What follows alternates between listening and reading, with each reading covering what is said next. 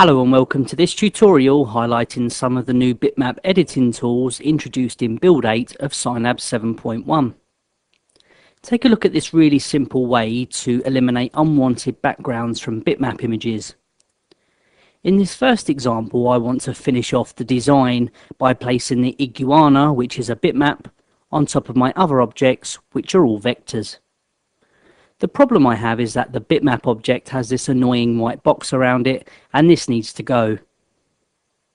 It's not a new capability of Scilab to be able to achieve this, but what is different is a quicker and more simplistic way in which it can be done. First, I'm going to double click on the image, and this will reveal the bitmap editing tools in the taskbar at the top of the screen. Now I will select the eyedropper tool and click on an area of my white background. The colour selection window has now appeared, and it's identified this colour as pure white, which has an RGB value of 255, 255, 255. When I click Add Colour, this will become my new target colour here in the taskbar. So using this new feature, I can now simply click the eye symbol to instantly turn this colour off. This is a toggle feature, so clicking the symbol again will turn the colour back on. Simple, but we're not done quite yet. If I zoom in close to the edges of the iguana, you can still see there are some elements of unwanted white remaining. These have been left because although they look pretty white, they do not share the exact same RGB values as the target colour I originally selected. So how can this be overcome? Well, the answer is found in another of the new colour editing tools in the latest build of Scilab. Under the Image menu, you'll now find a new toolset called Easy Color Adjustments. These new functions are all what I would call one-hit fixes, in that selecting any one of them will make instant changes to an image without having to adjust any further properties or complicated sliders. Essentially, these new tools are all simplified versions of the functions found in Color Adjustments and Filters. You could use these tools if you require more control over your image. To eliminate the leftover unwanted white pixels from around my image, I'm going to use Clean Up White.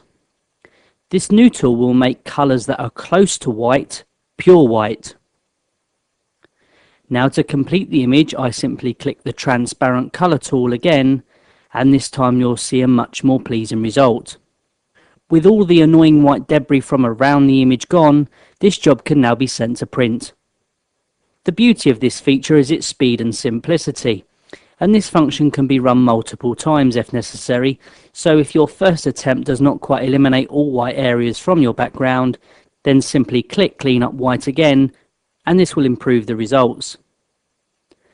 The Clean Up Black function will do exactly the same on black backgrounds. In this example, I want to eliminate the background of this image. First, I'll double click to reveal my bitmap editing tools, and then use the eyedropper tool to select the background colour. This time the colour selection tool has identified my colour as pure black, RGB 000. So I'll now click Add to make this value my target colour. You'll see when I click the transparency icon, not all of the black is eliminated, and this is for the same reason as with the white example. The pixels left behind will have a slightly different RGB value to the pure black colour selected. So once again, this can be overcome by using the new Easy Color Adjustment functions, but this time Clean Up Black. A simple click once, and then again click my transparency tool, and the black background is neatly disregarded. Two very simple new tools in Scilab. As well as Clean Up White and Black, you'll find 5 other new tools that all work with the same simplicity. It's possible to make an image lighter, darker, increase the saturation, as well as blur or sharpen. And these new functions do not have to be used in conjunction with the bitmap editing tools. For example, I could select my image, go to the Easy Color Adjustments window, and select Lighten. If not made light enough with one try, I can simply repeat these steps until I get the desired effects. Whilst there are other ways to apply these kinds of changes, they may take more time or require more experience to achieve acceptable results. Easy colour adjustments simplify these everyday tasks. For more information on the latest CADLink products, including support and tutorials, visit the CADLink website at www.cadlink.com and click on InfoSource, our dedicated online support and training facility.